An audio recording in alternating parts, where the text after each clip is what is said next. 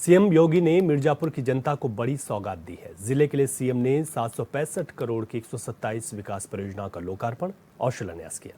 साथ ही 1500 से ज्यादा युवाओं को स्मार्टफोन और टैबलेट भी वितरित किए हैं।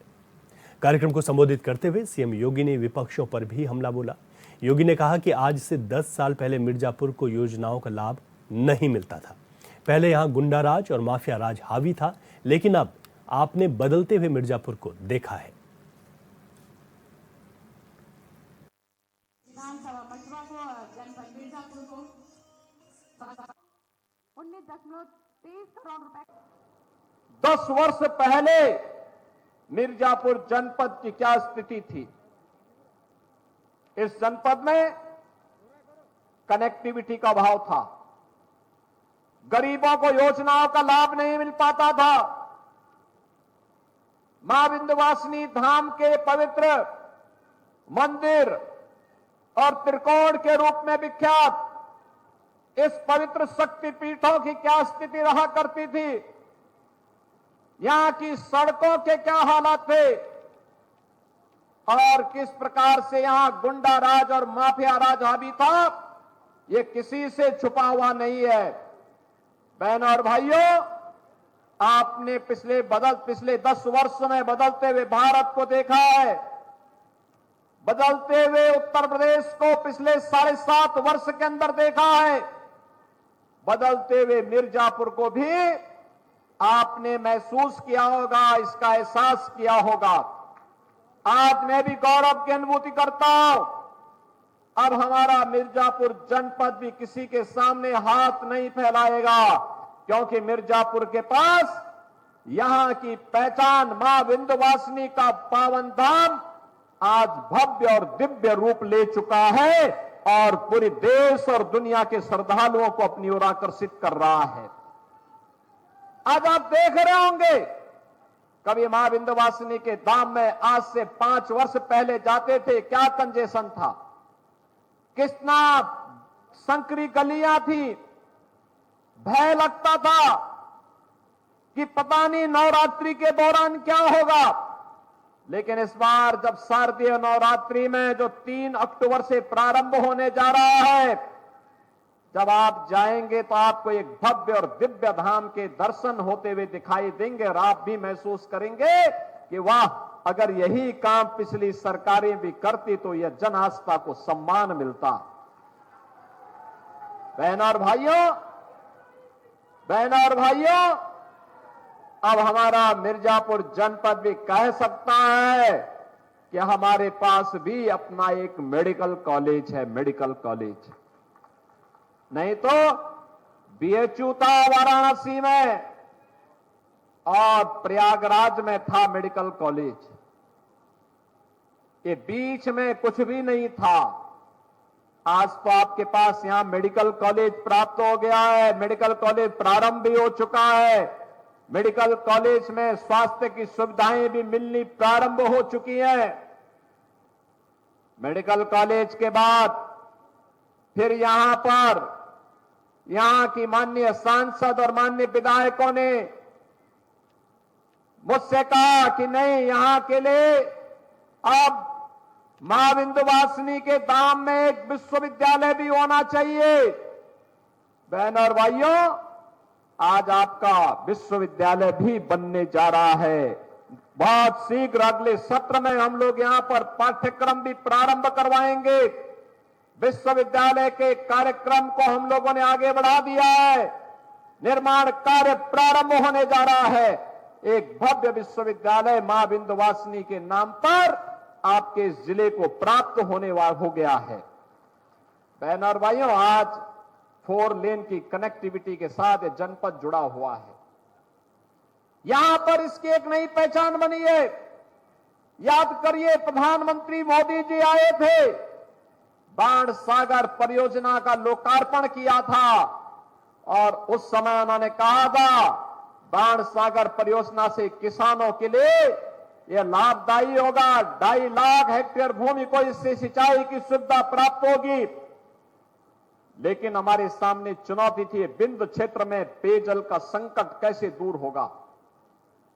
बहनों और भाइयों, हर घर नल की योजना जल जीवन मिशन के अंतर्गत प्रधानमंत्री मोदी जी के इसी विजन का परिणाम है। और जिस दिन ये पूरी तरह जमीनी धरातल पर योजना उतरेगी, न केवल जल की, पेयजल की, शुद्ध पेयजल की समस्या का समाधान होगा, बल्कि शुद्ध पेयजल के कारण लोगों को अनेक प्रकार के रोगों से भी मुक्ति मिलेगी। अभी तमाम जल जनित जो बीमारियां होती है, इन बीमारियों की रोकथाम के लिए हम दवा भले ही कराते हैं, लेकिन अगर प्राकृतिक पद्धति से आप देखेंगे तो वाटर थेरेपी उसका एक माध्यम बनेगा, शुद्ध पेयजल उसका एक माध्यम बनेगा। और जल जीवन मिशन इस महत्वपूर्ण अभियान को एक नई ऊंचाई तक पहुंचाने का ही अभियान है। और आज की दूसरी बड़ी खबर का रुख करेंगे, जो कि केदारनाथ विधानसभा में होने वाले उपचुनाव से जुड़ी है। केदारनाथ की विधानसभा सीट पर होने जा रहे उपचुनाव को लेकर कांग्रेस ने अपनी तैयारियां तेज कर दी हैं। वहीं पूर्व सीएम हरीश रावत ने कांग्रेस की जीत का दावा करते हुए कहा कि चुनाव लड़ने का एक समय होता है, अब लड़ने का समय है और आशीर्वाद देने का समय है। केदारनाथ में भाग्य की देवी और भगवान शिव दोनों कांग्रेस पार्टी पर प्रसन्न हैं। वहीं हरीश रावत के बयान पर बीजेपी विधायक विनोद चमोली ने पलटवार किया। विनोद चमोली ने कहा कि परिवार के एक एक व्यक्ति को जिताने के लिए उन्होंने एड़ी चोटी का जोर लगा रखा है, लेकिन उत्तराखंड की जनता उन्हें रास्ता नहीं दे रही है। ऐसे में वो ये ना कहें कि उन पर केदारनाथ जी की कृपा है।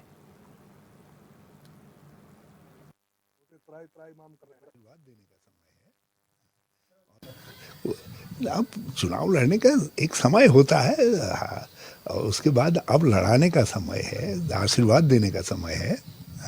और मगर केदारनाथ में भाग्य की देवी और भगवान शिव दोनों हम पर प्रसन्न हैं, और केदारनाथ कांग्रेस जीत रही है। इसलिए घबराए हुए चीफ मिनिस्टर ने जो बिजली का बोझ जिससे सारे घर, सारा उत्तराखंड त्रस्त है, उसको थोड़ा कम करने का फैसला लिया है। तो ये स्वीकारोक्ति है कि जो है कांग्रेस अब जो चुनाव हो रहे हैं उनमें जीतने जा रही है। देखिए, उनसे खुश अगर भोलेनाथ होते तो वो इतने चुनाव नहीं हारते, कांग्रेस नहीं टूटती और आज वो घर नहीं बैठ गए होते। त्राई त्राई माम कर रहे हैं, एक एक सीट जीतने के लिए, परिवार के एक एक व्यक्ति को जिताने के लिए उन्होंने एड़ी चोटी का जोर लगा रखा है, लेकिन उत्तराखंड की जनता उनको रास्ता नहीं दे रही है। कम से कम वो तो ये ना कहें कि उनके ऊपर केदारनाथ जी की कृपा है। केदारनाथ में उपचुनाव होना है, भाजपा हो या कांग्रेस, दोनों ही पार्टियां अपनी एड़ी चोटी का जोर लगा रही हैं। लेकिन इसी बीच पूर्व मुख्यमंत्री और कांग्रेस के वरिष्ठ नेता हरीश रावत का एक बयान आया। उन्होंने कहा कि अब इस वक्त चुनाव लड़ने का वक्त नहीं है, बल्कि चुनाव लड़ाने का है। यानी कि उनसे एक सवाल पूछा गया कि आप खुद क्या केदारनाथ सीट पर चुनाव लड़ेंगे, तो इसके जवाब में उन्होंने बात कही कि इस वक्त लड़ने का नहीं, लड़ाने का वक्त आ गया है। लेकिन उन्होंने साथ ही ये भी दावा किया कि जिस तरीके से बद्रीनाथ का उपचुनाव और मंगलौर का उपचुनाव कांग्रेस पार्टी ने जीता है, उसी तरीके से केदारनाथ का उपचुनाव भी कांग्रेस पार्टी जीतेगी। दूसरी तरफ बीजेपी ने इस पर अपनी प्रतिक्रिया दी। भाजपा के वरिष्ठ नेता और इस वक्त धर्मपुर से विधायक विनोद चमोली ने कहा कि हरीश रावत कम से कम ये तो ना कहें कि केदारनाथ जी की उन पर कृपा है, क्योंकि अगर ऐसा होता और उनकी पार्टी पर कृपा होती तो लगातार कांग्रेस चुनाव नहीं हार रही होती। तो ऐसे में जहां एक और उपचुनाव को लेकर तैयारियां हैं, तो वहीं आरोप और प्रत्यारोपों का दौर भी जारी है। तो हरीश रावत हो या फिर कांग्रेस की पार्टी या कांग्रेस के प्रदेश अध्यक्ष करण माहरा, वो पूरी तरीके से आश्वस्त हैं कि केदारनाथ के उपचुनाव में वो मजबूती के साथ इस उपचुनाव को लड़ेंगे। लेकिन भाजपा भी अब यहाँ पर कोई कोर कसर नहीं छोड़ना चाहती। खासतौर पर 2 उपचुनाव में हार के बाद सबक लेते हुए भाजपा आगे बढ़ रही है, और यही वजह है कि केदारनाथ में इस वक्त पूरी ताकत भाजपा झोंक भी चुकी है। 5 कैबिनेट मंत्रियों को मंडल स्तर की यहाँ पर जिम्मेदारियां दी गई हैं केदारनाथ उपचुनाव में। तो वहीं दूसरी तरफ कांग्रेस के अंदर भी मंथन जारी है और कई वरिष्ठ नेता कांग्रेस की बैठक भी कर चुके हैं। तारीखों का ऐलान कब होगा, कब ये उपचुनाव होगा, इस पर तो अभी पूरी तरीके से संशय है, लेकिन तैयारियां अभी से तेज हैं। तो इसी उपचुनाव के बीच कांग्रेस और भाजपा में आरोप प्रत्यारोपों की राजनीति भी अपने चरम पर है। पूर्व मुख्यमंत्री हरीश रावत ने कहा कि उत्तराखंड में केदारनाथ उपचुनाव में कांग्रेस पार्टी जीत पूरी करेगी।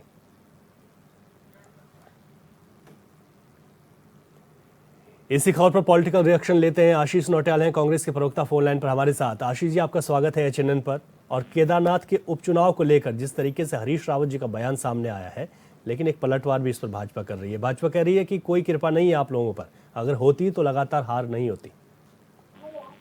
देखिए, भारतीय जनता पार्टी तो बोलेगी ही, क्यों नहीं बोलेगी, उनको बोलने का अधिकार है, हमारे नेता है, सत्तारूढ़ नेता है। लेकिन देखिए, इस समय जो भारतीय जनता पार्टी ने राज्य के अंदर जो हाल कर रखा है, कहीं सचिवालय में भर्ती के नाम पर पैसे खा जा रहे हैं, कहीं कुछ कर रहे हैं, कहीं कुछ, मतलब इतना भ्रष्टाचार भारतीय जनता पार्टी शासन काल में, और देवी देवताओं को तक ठगने का इन्होंने काम किया है। तो ये सब देखते हुए पूरा हमें विश्वास है कि कांग्रेस पार्टी जो है केदारनाथ में चुनाव जीतेगी, और केदारनाथ की जनता क्या, उत्तराखंड की जनता ही पूरी कांग्रेस के साथ है, और निश्चित रूप में सफलता मिलेगी, क्योंकि सबको याद आएगा भारतीय जनता पार्टी के कारनामे कि किस तरीके से जनता क्या मांग रही है और क्या दे रहे हैं। आज मूल निवास भू कानून को लेकर आवाज उठाते हैं जब हमारे पहाड़ के लोग, तो ये लोग जो है यूसेस ये बात करते हैं। तो जनता को ठगने का परिणाम तो मिलेगा ही मिलेगा। और देखिए, आने वाले केदारनाथ भी हो, आगे नगर निगम चुनाव हैं, फिर और चुनाव होंगे, तो निश्चित भारतीय जनता पार्टी हारने की तैयारी शुरू कर चुकी है। ये जो अपने आप जीत को लेकर आश्वस्त है, इसके पीछे वजह क्या ये है कि 2 उपचुनाव कांग्रेस पार्टी जीती, या फिर केदारनाथ में और कुछ विशेष ऐसी वजह आप लोगों के पास है कि आप लोग आश्वस्त नजर आ रहे हैं कि केदारनाथ सीट पर भी कांग्रेस पार्टी जो जीत का दावा कर रही है? देखिए, आज जनता की जो मांग है वो कांग्रेस पार्टी ही है। आप देखिए, जनता क्या बोल रही है, जनता कह रही है ओल्ड पेंशन स्कीम चाहिए। ये ओल्ड पेंशन स्कीम कौन सी है? कांग्रेस वाली पेंशन स्कीम, जो कांग्रेस की सोच आप देखिए किस जमाने में थी कि हम इस तरह की एक पेंशन स्कीम बनाएंगे जिससे जब कोई व्यक्ति रिटायर होगा तो अपने घर का पालन पोषण कर सके। ये सोच है कांग्रेस की। आज जनता उस सोच को स्वीकार कर रही है कि कांग्रेस ने ही विकास किया है, कांग्रेस ही डेवलपमेंट कर सकती है। और भारतीय जनता पार्टी, ठीक है, जब कोई नया आता है तो जनता जरूर मौका देती है। तो निश्चित ही भारतीय जनता पार्टी को मौका मिला। आज इनकी सरकार चलते हुए उत्तराखंड में लगातार दूसरी बार इन लोगों ने सरकार बना दी, और आज 2-3 साल लगभग हो भी चुके हैं सरकार चलाते द्वारा इनको। तो अब जनता ने देख लिया किस तरह से हर चीज में ये लोग फेल हुए हैं। सिर्फ बातें इनसे कितनी करा लो। आप देखिए, इन्वेस्टमेंट सबमिट कर रहे हैं, लाखों लोगों को रोजगार मिलेगा, ये होगा वो होगा। आज लगभग साल होने वाला है, पर इन्वेस्टमेंट समिट का आज तक पता नहीं कि क्या हुआ। ठीक है आशीष जी, ठीक है। ये तमाम मुद्दे हैं जिनको लेकर आप ग्राउंड में जाएंगे और इस वजह से आप आश्वस्त हैं। बहुत शुक्रिया, आपने अपनी पार्टी की तरफ से बात रखी। मैं भाजपा का भी इस पर पक्ष ले लेता हूं। नवीन पिरसाली हैं, भाजपा के प्रवक्ता हैं। नवीन जी, आपका बहुत स्वागत है HNN पर। जी धन्यवाद। नवीन जी, जिस तरीके से बात की है हरीश रावत ने, उन्होंने कहा कि इस वक्त केदारनाथ में कांग्रेस बहुत मजबूती के साथ और जीत का दावा भी कर रहे हैं, और ये भी कह रहे हैं कि 2 उपचुनाव हम जीते हैं, तो ये इसको लेकर कांग्रेस आश्वस्त नजर आ रही है। देखिए रवि जी, हरीश रावत जी को जो असली स्टेटमेंट है वो है कि इस वक्त लड़ने का टाइम नहीं, लड़ाने का टाइम है। तो मैं समझता हूँ कहीं ना कहीं रावत जी समझ रहे हैं कि केदारनाथ में भारतीय जनता पार्टी बहुत मजबूत है और उसमें कांग्रेस लड़ नहीं सकती, तो इसलिए उन्होंने एक बयान दे दिया। हरीश रावत जी के बयानों का 2 मतलब होता है हमेशा। आपने पिछली बार भी देखा होगा, और वैसे वो खुद के लिए मना कर चुके कि मैं चुनाव नहीं लड़ूंगा। लेकिन यहाँ पर मुझे लगता है कि जिस प्रकार से कांग्रेस का रहा है पिछली सरकारों में, हरीश रावत जी के समय में भी केदारनाथ की जो बात रही थी, उसको देखते हुए बहुत सारी चीजें वहां पर हैं, और जनता केदारनाथ कभी भी कांग्रेस को पसंद नहीं करेगी। इसके लिए भारतीय जनता पार्टी एक सबसे उपयुक्त पार्टी वहां पर है। और जिस प्रकार से अभी से हमारी तैयारी चल रही है, और हमने जिस प्रकार से संगठन को मैदान में लगाया है, मुख्यमंत्री जी ने भी कहा कि जो भी समस्याएं केदारनाथ से संबंधित हैं विधानसभा से, उनका निस्तारण किया जाए और जनता से संपर्क किया जाए। तो हमारे सभी बड़े बड़े नेता जो हैं जनता के संपर्क में हैं, और लगातार जनसंपर्क जारी है, और जनता का समर्थन भारतीय जनता पार्टी को मिल रहा है। तो मुझे उम्मीद है कि पूरी तरह से इस बार प्रचंड बहुमत से केदारनाथ से भारतीय जनता पार्टी की जीत होगी। ठीक है। हरीश रावत जी से जब ये सवाल पूछा गया कि आप खुद इस चुनाव मैदान में उतरेंगे, तो उन्होंने कहा कि इस वक्त लड़ने का नहीं, लड़ाने का वक्त है। लेकिन उन्होंने ये जरूर कहा कि पार्टी यहाँ पर बहुत मजबूती के साथ इस वक्त इस चुनाव में उतरने जा रही है। देखिए, मैं वही तो बोल रहा हूँ कि उन्होंने सही कहा कि लड़ने नहीं, लड़ाने का। हरीश रावत जी हमेशा लड़ाने का काम करते हैं। संगठन के अंदर उन्होंने हमेशा लड़ाई रखी आज तक, और वो लड़ाई इतनी मतलब बेकाबू हो गई है कि आप देख सकते हैं कि कांग्रेस का क्या हाल हो गया। 4 नेता हैं तो 4 पार्टियां हैं। कांग्रेस के एक दल के अंदर कई दल है, तो दलदल के अंदर दलदल है कांग्रेस। ठीक है। कांग्रेस की कहीं उम्मीद नहीं है। कांग्रेस उत्तराखंड से कांग्रेस को कोई लेना देना नहीं है। बस ये है कि किसी तरह से उनकी साख बची रहे और हरीश रावत जी की नेतागिरी बची रहे। उस जुगत में रावत जी रोज कुछ न कुछ बयान चर्चा में आने के लिए देते रहते हैं, और बाकी इससे ज्यादा बढ़कर कुछ नहीं है। तभी जी, ठीक है। बहुत शुक्रिया नवीन पिरसाली जी, पार्टी की ओर से आपने अपनी बात रखी।